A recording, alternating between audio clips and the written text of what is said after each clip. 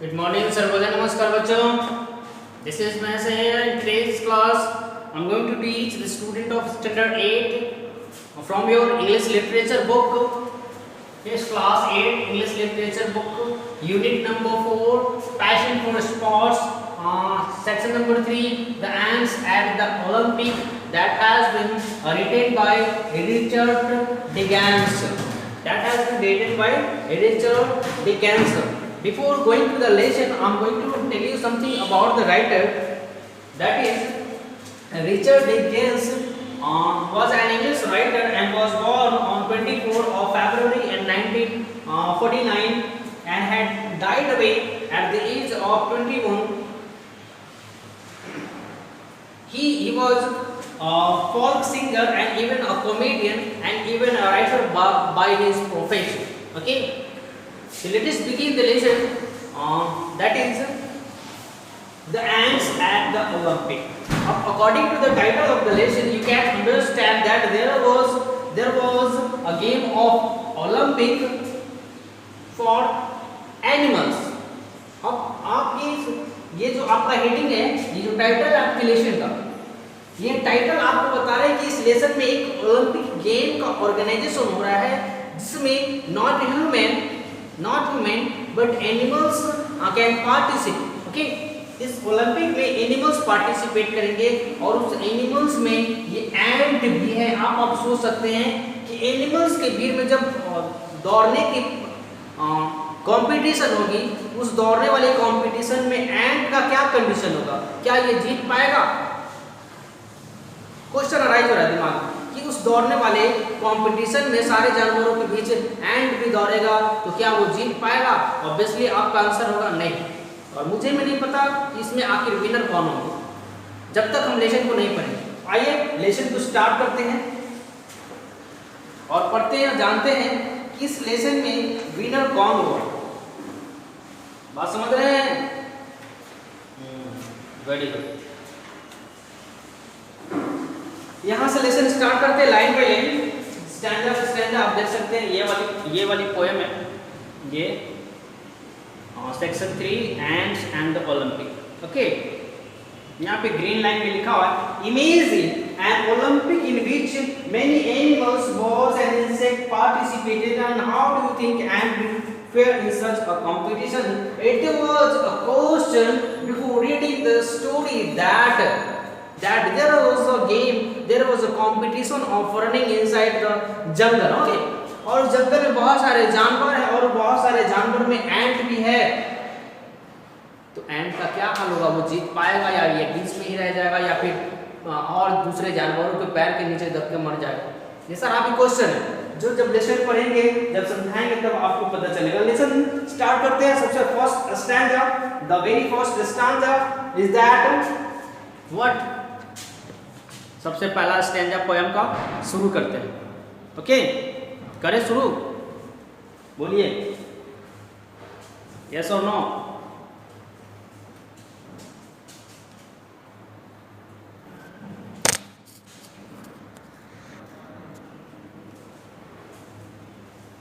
The very first stanza of this poem is that at last year's jungle Olympics and ants were completely outclassed. In fact, from an entry of 62 teams, the ants came their unusual last. अब बताया जा रहा है in the first stanza of this poem that there was a competition of running inside the jungle. है ना, पिछले साल की बात है. At the last year में कंपटीशन हुई थी जंगल में एक रनिंग वाली, और उस रनिंग में 62 टीम पार्टिसिपेटेड थे. कितने? 62 टीम पार्टिसिपेटेड थे. मतलब जंगल में जितने भी जानवर रहते थे उन सब ने उसमें पार्टिसिपेट किया था, उन सब ने उसमें भाग लिया था. लेकिन जब ये कंपटीशन स्टार्ट हुई, then the ant was at the last position. जब एंट ने दौड़ना शुरू किया तो ऑब्वियसली आप भी जानते हैं, हम भी जानते हैं एंट कितना दौड़ सकता है. उससे कहीं ज्यादा स्पीड कोई भी कीड़ा मकोड़ा दौड़ सकता है, लेकिन एंट एक ऐसा है बहुत स्लो दौड़ता है और इसीलिए वो हमेशा इस ओलंपिक में पीछे आता है, हमेशा लास्ट में आता है. Okay, in the second stanza they didn't win one single medal not that man's surprise, and it was, the reason was not for lack of trying, but more for their unfortunate sight. In the second stanza, the writer is saying that इस and की पूरी प्रजाति ने, इस and की पूरी जाति ने कभी भी एक सिंगल मेडल भी नहीं जीता। ये एक सरप्राइज वाली बात है, आश्चर्यजनक बात है कि हर बार ये एंड के ग्रुप उस ओलंपिक में भाग लेते हैं, पार्टिसिपेट करते हैं, लेकिन एक सिंगल मेडल भी उन्होंने नहीं जीता। उसके बाद राइटर कह रहे हैं कि एंड्स ने ट्राई नहीं किया, ऐसी कोई बात नहीं, उन्होंने जी जान से मेहनत की, उन्होंने जी जान से भागा उस ओलंपिक में। लेकिन दुर्भाग्यपूर्ण बात ये रही कि एंड साइज में इतने छोटे होते हैं, एंड साइज में इतने छोटे होते हैं कि वो भाग ही नहीं पाते, दौड़ ही नहीं पाते, और इसीलिए ये सारे प्रजाति पूरे साल में कोई भी मेडल नहीं जीत पाते। In the third stanza of the poem, while the cheetah won most of the sprinting and the hippos won putting the host, and ants tried sprinting but could not, and tried to put but could not. In the third stanza, the writer is saying that in the Olympics of the jungle there was an animal that was an animal that is known as cheetah. You know, cheetah, panther जिसको English में कहते हैं, panther या चीता तो होता same. चीता या पैंथर हमेशा उस कंपटीशन में फर्स्ट आता है और हमेशा वो मेडल लेकर जाता है। उसके पीछे पीछे हिपोपोटामस होता है, हिपोपोटामस, वो हिपोपोटामस जीतता है। लेकिन ये एंट अपना बेस्ट देने के बाद, बेस्ट देना समझते हैं ना, बहुत कड़ा मेहनत करने के बाद भी ये एंट की प्रजाति हमेशा सबसे पीछे लाइन में खड़ी होती है। And that is why they did not win a single medal in the whole jungle.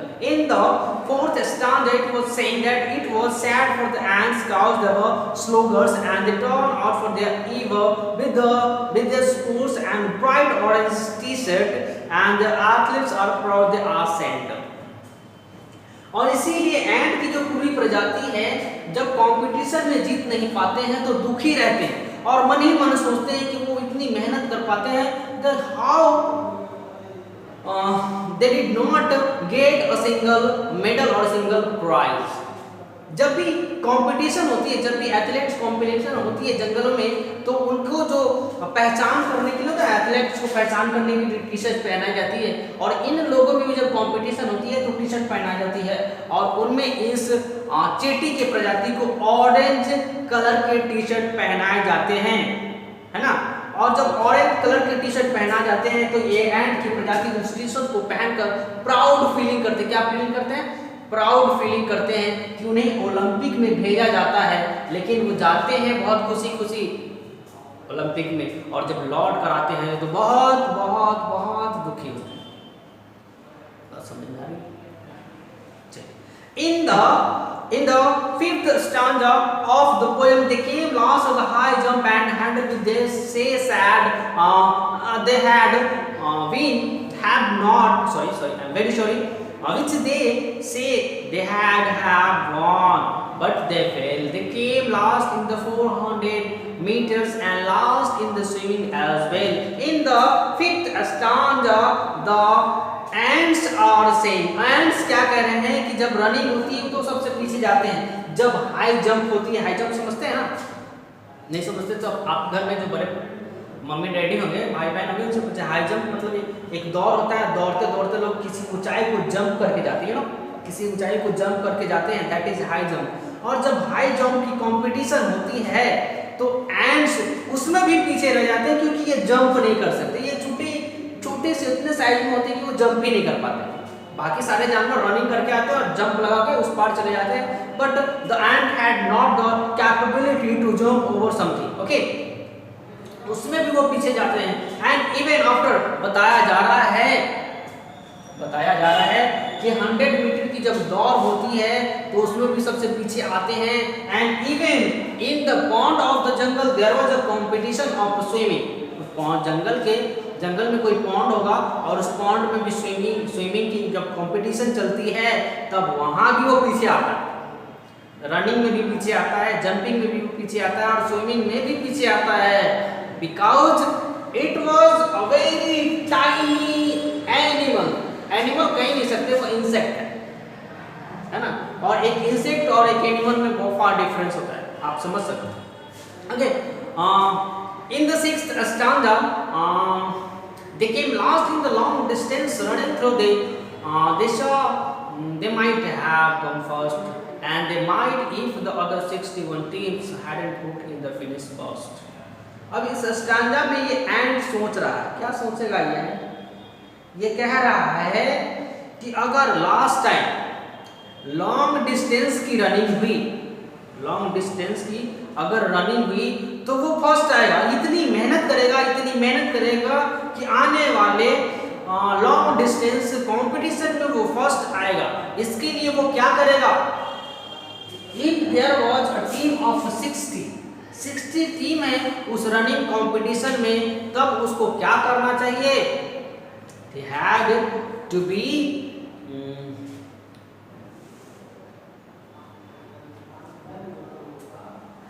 तब उसे इस 60 टीम के आगे चलकर दौड़ना पड़ेगा, आगे चलकर।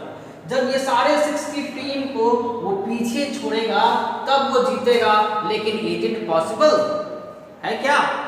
सारे टीम में हाथी, घोड़े, पता नहीं क्या क्या जानवर होंगे, उन सबको ये छोटे से चींटी पीछे छोड़ पाएंगे? लेकिन अगर ध्यान रखिए, there is a very good lesson that was giving you.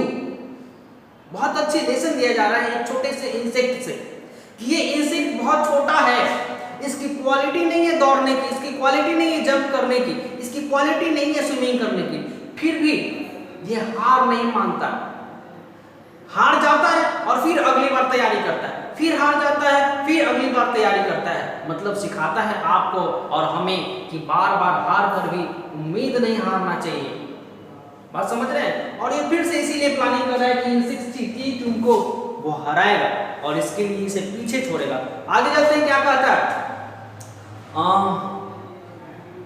7th number paragraph में 7th स्टैंजा है, but each year they turn up regardless the popular in the parade and the other team whistle and cheer them aware of the journey they have made। लेकिन जैसे ही अगले साल competition आती है ये चींटी की प्रजाति फिर से हार जाते हैं। बाकी सारे जानवर जब जीतते हैं तो खुशी मनाते हैं, तालियां बजाते हैं, खुशी से चिल्लाते हैं। लेकिन ये छोटा सा जानवर साइड में खड़ा होकर वो फिर से सोचता है, फिर से प्लानिंग करता है कि अगले साल इन सारे जानवरों को कैसे हराएगा, अगले साल की जर्नी क्या होगी, ये सारा प्लानिंग करता है। एक छोटा सा जानवर जिसमें इतनी हिम्मत है, इतनी करेज है, लेकिन हम इंसान एक बार हार जाते हैं तो दुबक कर पीछे बैठ जाते हैं और बोलते हैं ये मेरे बस की बात नहीं है। लेकिन ये छोटा सा जानवर हमें बार बार सिखाता है कि कभी हार कर भी नहीं हारना चाहिए, हमेशा अपने दिमाग की, अपने सोच को पॉजिटिव रखना चाहिए। Okay, in the 8th stanza for the jungle Olympic in August they have to set off New Year's Day. They didn't arrive the year before last, they set off but went the wrong way। अब बताया जा रहा है कि अगस्त का महीना है, there was a time of their new Olympic and it was also after August, September, October and November, December there was a time of New Year celebration among the animals of the forest। नया साल भी आने वाली है, उसकी भी तैयारी कर रहे हैं। At the last stanza of the poem, so long as they try, they are a reason. After all, it is only a sport. They will be back next year to bring up the rear, and that's as encouraging thought। अब बताया जा रहा है कि जब लंबा कोशिश करते हैं, ट्राई करते रहते हैं और उस ट्राई के पीछे देयर वाज अ कारण, there was a reason inside the, हम ट्राई करते रहते हैं। जैसे हमें यहाँ से छलांग लगाना है, 20 फीट ऊपर से छलांग लगाना है और यहाँ पे खड़े होकर हम सोचते रहते हैं छलांग लगाएं या नहीं लगाएं, तो सोचते रह जाते पूरा जीवन और जो नहीं सोचता लगातार छलांग लगाया जाता है और लगाने के बाद पैर हाथ टूटेगा, कोई मैटर नहीं, उसने हिम्मत तो दिखाई और यही काम चींटी कर रहा है। वो जानता है कि वो जीतेगा नहीं कभी भी, लेकिन लगातार कोशिश करता है और लगातार कोशिश करता रहता है अपने परफॉर्मेंस गियर अप करता है, गियर अप करता रहता है. And that is what the writer is saying that poem, this poem related to ants increase the thoughts of the reader, thoughts of the people. वास्तव में एक छोटा सा जानवर, एक छोटा सा इंसेक्ट जो बार बार हारने के बाद भी कोशिश करना नहीं छोड़ता है, और यही चीज हम इंसान को ये छोटा सा इंसेक्ट सिखाता है. बात समझ रहे हैं? इस पोयम के अलावा भी बहुत सारे ऐसे पोयम है. हरिवंश राय बच्चन साहब ने भी पोयम लिखी थी एंड से रिलेटेड, जिसमें वो बता रहे होते हैं कि एक चींटी बार बार किसी पहाड़ को चढ़ती है और चढ़कर फिसल कर नीचे आ जाती है, और फिर से वो चढ़ती है और चढ़कर फिर से फिसल कर नीचे आ जाती है, लेकिन वो चढ़ना नहीं छोड़ती. And at last the ant becomes successful to go at the top of the hill. उस पहाड़ पर एट लास्ट वो पहुंच जाती है. इसलिए लगातार कोशिश करते रहना चाहिए, लगातार कोशिश करते रहना चाहिए. पीछे मुड़कर नहीं देखते कि हम ये क्यों पीछे फेल हो गए. लगातार कोशिश करना चाहिए. Okay, I hope you can get the lesson, you would get the lesson very well. मिलेंगे अगले क्लास में, अगले वीडियो में. Goodbye, see you, bye.